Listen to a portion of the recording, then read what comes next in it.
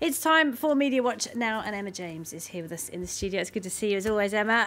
We're going to start with what has been our top story for the past few days. In fact, this is, of course, children being separated from their parents at the border with the United States and Mexico.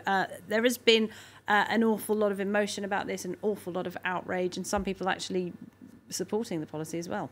Yes, absolutely. And it does seem to be that the thing that's really pushed people over the edge, certainly in terms of those who are against it, is this use of the phrase tender age shelters, or as many people are referring to them, baby jails.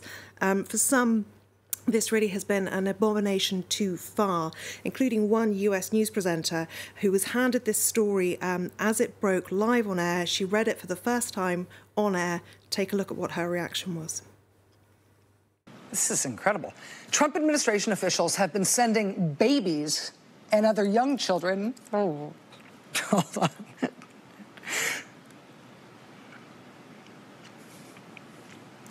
To at least three tender age shelters in South Texas. Lawyers and medical providers just... So that's Rachel Maddow of MSNBC, not noted for being somebody who loses it in that way on air, normally very much calm and in control, but this was just too much. Now, lots of people spoke out in support of her online, including this person saying that think of what she's covered, how many times she has held it together. This isn't some wilting flower. This news broke our rock. And a lot of people felt like that. Now, Rachel Maddow actually took to Twitter to sort of apologise, really, for this moment of, as she saw it, unprofessionalism. If nothing else, it is my job to actually be able to speak while I'm on TV, she said.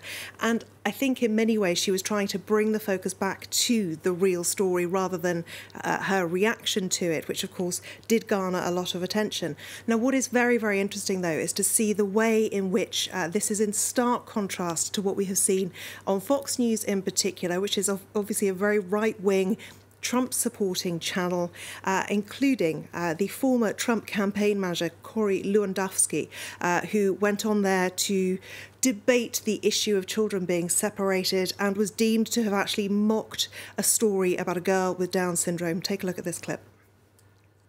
I mean, look, I read today about a 10-year-old girl with Down syndrome who was taken from her mother and put in a cage. I read about did you say want to a 10-year-old with Down syndrome being taken from her mother? What I said is you can pick anything you want out, but the bottom line is very clear. How dare you? When you cross the border illegally... Now, if you're wondering why he chose to say want, it was basically like the TV game shows where you get an answer wrong and that noise plays, want. That was what he was trying to say.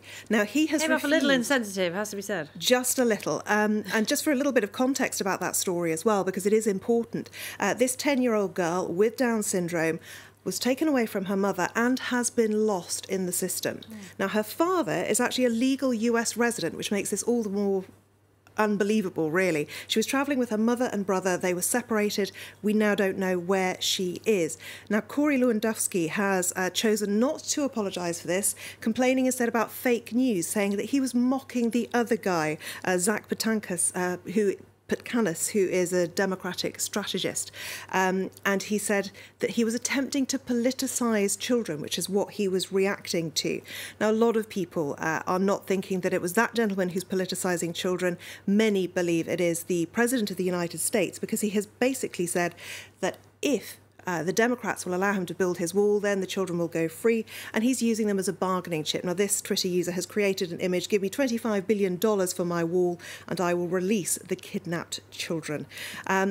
A lot of people really feeling that this shows the great divide that exists in US politics right now, the empathy gap, as this article refers to it, because we've had all sorts of remarks. Ann Coulter, Laura Ingraham, both talking about these places where the children are in cages are like summer camps. Ann Coulter saying that the children we've seen crying are in fact child actors.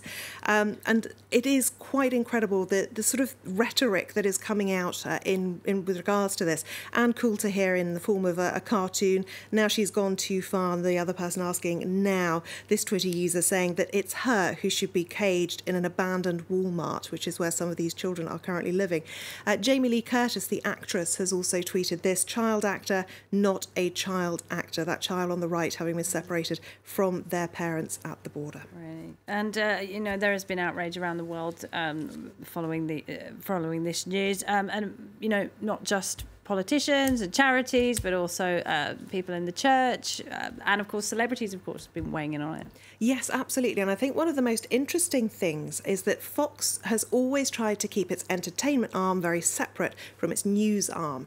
It's proving harder to do right now because many of the people who make some of its most popular shows have actually spoken out about the way in which this issue has been covered. Seth MacFarlane, who's the creator of Family Guy, is among them.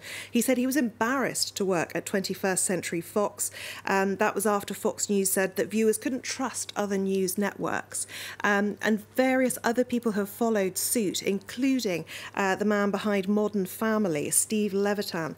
He says he's disgusted to work for Fox. Their commentary on immigration, he said, is the opposite of what his programme, a very inclusive programme, stands for. And he's actually tweeted that once it's finished its current run, he will be looking for a new home for Modern Family. So he is threatening to actually take the programme elsewhere because he cannot stand the way in which Fox News is reporting these issues. All right, Emma, thank you very much indeed. Emma James there.